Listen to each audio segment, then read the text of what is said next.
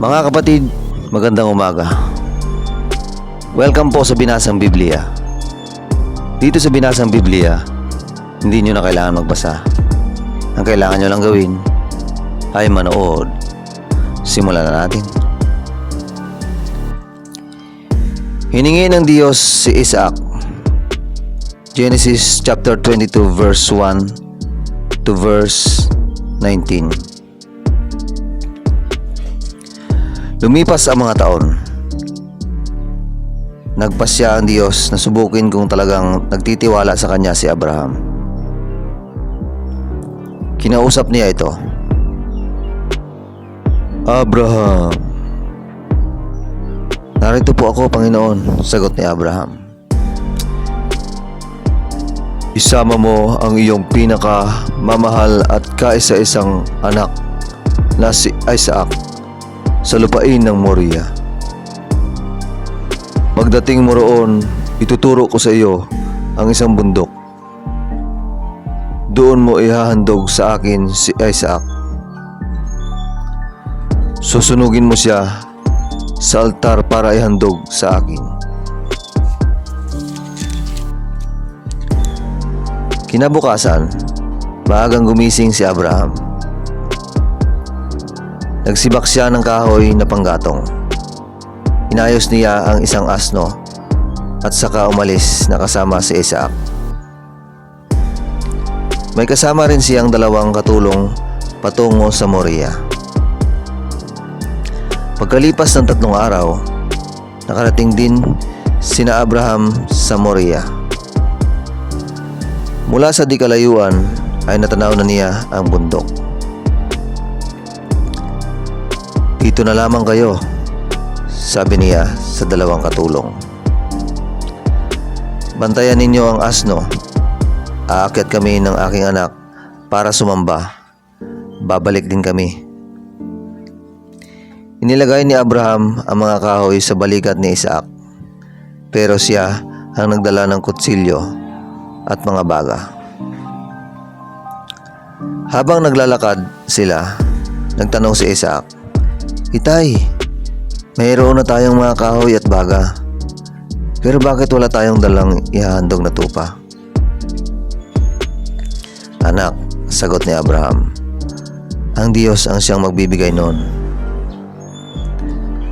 Patuloy na naglakad ang dalawa, at nang marating nila ang lugar na sinabi sa kanila ng Diyos, gumawa si Abraham ng altar.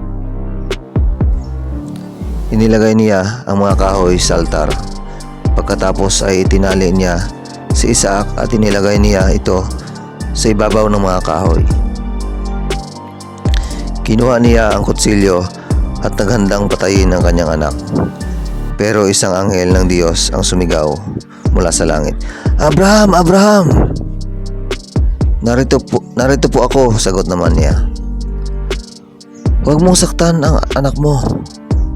Huwag mo siyang patayin, sabi ng anghel. Ngayon ay napatunayan ko nang nagtitiwala ka nga sa Diyos at handa kang gawin ang anumang ipag-utos niya, kahit na ang kaisa-isa mong anak ay handa mong ibigay sa kanya. Lumingon si Abraham at nakita niya ang isang lalaking tupa.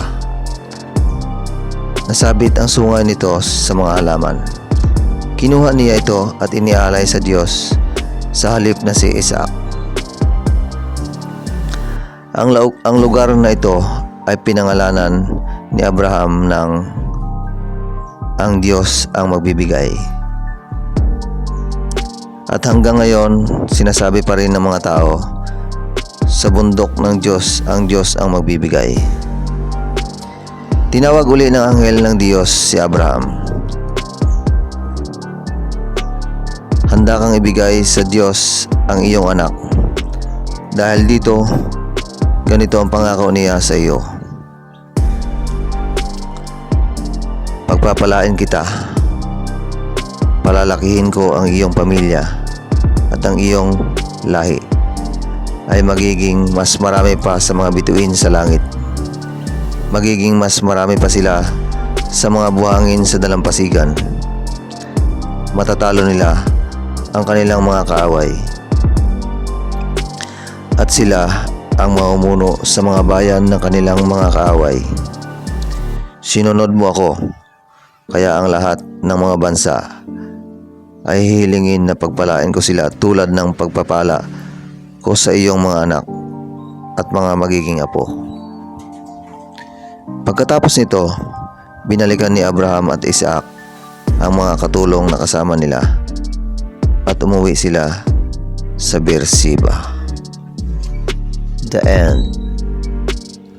Salamat po sa panonood mga kabiblia, mga kapatid. Thank you for watching.